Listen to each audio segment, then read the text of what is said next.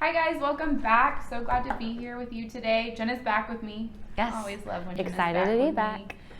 me. Today we're going to talk about a very frequently asked question, something that we get asked by all parents all the time. The big question is when to get your student a cell phone. And at Crime Stoppers, we firmly believe that every child is different and the right age for them is unique. Absolutely.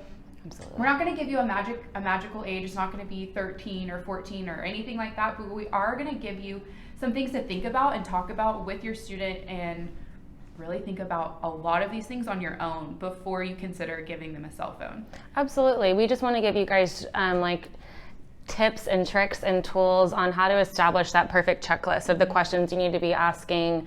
And we're happy to be here with you guys today. But first, we're going to start with the good, because I feel like a lot of parents are always thinking like negative things about cell phones, and we don't always want to be super negative. And so a couple of good key things with cell phones. First, the convenience of just always knowing where your child is. There's that tracking location on phones like Find My Friends, and a lot of parents use that tracking technology to help keep their kids safe and to always be able to reach them. And it's also a perfect tool for your kids to reach you in case of an emergency. I do talk with so many students who have told me before that, they've been at soccer practice or somewhere outside of school and there wasn't a parent around, or they felt like they didn't have the means to reach their parents. So having that convenience factor is always going to be key. Secondly, just keeping in contact with your child. I know that as kids grow up and they become more mature and they start doing more independent activities, extracurriculars, to have them check in and just tell you where they are when they need to be picked up, if practice got canceled. Those are always great things. One thing I want to mention before we kind of shift to the bad, unfortunately, is there's alternatives. You guys, a lot of parents think that when they're getting their child their first phone, that they automatically have to get them a smartphone, and that's really not the case. So many cell phone providers like Sprint offer alternatives. There are flip phones. There's what's called a gizmo, which is like the smart watch that allows kids to just text a certain amount of contacts. There's no social media or internet access. It has standardized like, hey mom, love you, or pick me up. You can set specific text messages, and I know parents have found that to be a really good transitional piece to getting their child a phone. There's also those ones where they like Fireflies or something that you can only call like 3 people on them, and again, no internet access. Exactly, and I think there's something to say about like warming your kid up to getting a smartphone. That this doesn't have to be the first phone that they get. They can show you that they can be responsible with a flip phone or with a gizmo, a different piece of technology, and then we can reward their responsibility with maybe a smartphone. Perfect. So Jenna gets to be good cop. I get to be bad cop. Bad cop time. Sorry. But let's talk about some of the things to consider. There's a lot of negative things that go on when you hand your student basically a handheld computer. Okay, so the second you hand that smartphone over, there's a whole world of online predators, of inappropriate content, of brain hacking technology. There's apps and social medias that are 100% made to make your student addicted to that device, which then can lead to lack of sleep. If they're allowed to keep their phone in their room, well, then they're just going to be on their phone. Think about the amount of times in a day even we pick up our phones and just look at it, just to look at it. Okay, so again, we'll dig a little deeper into these as we go through our checklist, but really thinking about what the good is, what the pros are, why you want to get your student a cell phone, but then also what the negatives can be.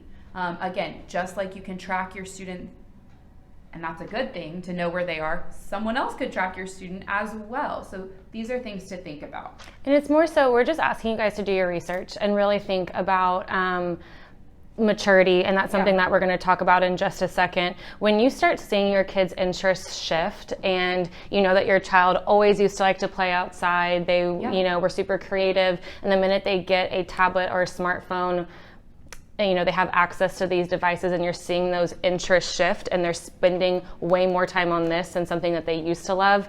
it might not be the perfect time to get them their own cell phone. Exactly. So we did kind of create a checklist for parents when thinking about getting your child a cell phone. I think it's really important to walk through this checklist. We're going to kind of break it up a little bit. But the first thing that we want to tackle is the big question, is this a need or is this a want? It's so funny because when I think about when I was growing up, my parents always used to ask me this, Jenna, do you need this or do you want this? And I think that's a really good question to be asking yourself and your child. Not only the parents need to figure out if this is a need or a want, but the child needs to figure out if it's a need or a want. If you can sit down and have that conversation and break it down, I think that that could be really awesome. Is that like that first kind of like first conversation? What is your motive for getting your child a cell phone? Typically, some of those follow-up questions that we have with motives are like, do they walk to school? Are they by themselves for a good chunk of the day, whether they're walking to or from school? Are they alone? How many extracurricular activities do they have? Where are these activities held? Is this held at campus, on a campus, so that you feel safer, if they don't have a cell phone? Or are they getting bused to places in the neighborhood, in the district? Do they stay home alone? I think when you start letting your child stay home alone, especially if you don't have a home phone anymore, which most people don't, your child's going to need some way to contact you. And so if y'all can come up with a list of questions on top of the ones that we provided, I think that will help. Yeah. When I'm thinking extracurricular activities, that's the whole reason that my parents got me a cell phone. Because I went to school about 45 minutes from my house, and then I went to dance straight after that, and I wouldn't get home until really, really late, and I had chunks of time between my dance classes and stuff, and my mom just always wanted to know that I was okay, if I needed to be picked up early, anything like that. And extracurricular activities are starting at such a younger age today. I feel like once we started doing them, it was more like middle school, high school, we had more freedom, but now we're seeing kids being bussed all around and really starting to become more independent in elementary school. And I understand why parents feel the need to do that. But again, every family is different. Every child is different. Okay, so let's now talk about the importance of really checking in and figuring out what your student's true maturity level is, which is hard as a parent, because you want to believe that your student's just totally mature and ready for this. But there are some things that you can really examine to see and kind of come up with a framework for where they are maturity-wise. So the first thing is to look at other technologies in your household and how your student handles those things. If you give them boundaries for how much screen time they're allowed to have, whether that's TV or computer or tablet time, are they okay with that? Do they abide by those rules, or are they always asking for more and pushing for more? How have they handled things like YouTube? All students love YouTube. So when they're on it and something inappropriate comes up, or something that they know they shouldn't be watching comes up, how do they handle it? Do they talk to you? Do they hide it? Are they secret? Secretive. Also look at how responsible your student is just with everyday tasks, chores that they have around the house. Do they listen to you? Do they ask you questions if they're unsure? How are they with their schoolwork? Things like that can help. Are they forgetful? One thing that a lot of parents always mention is my child loses everything. There are so many parents who give their child gifts or rewards, and 3 hours later that gift is missing. So if your child can't keep up with their things, this might not be the right time to get them a cell phone either. It might be a good time to get a gizmo because it's strapped on your arm. Exactly right. Okay, exactly right. Next thing is, are you prepared to monitor them? Now, I know that we always talk about, is your student responsible and is your student ready, but handing your student a cell phone is a huge responsibility for a parent, because you just opened up a huge can of worms, and now you have to actively monitor something that you didn't have to do before.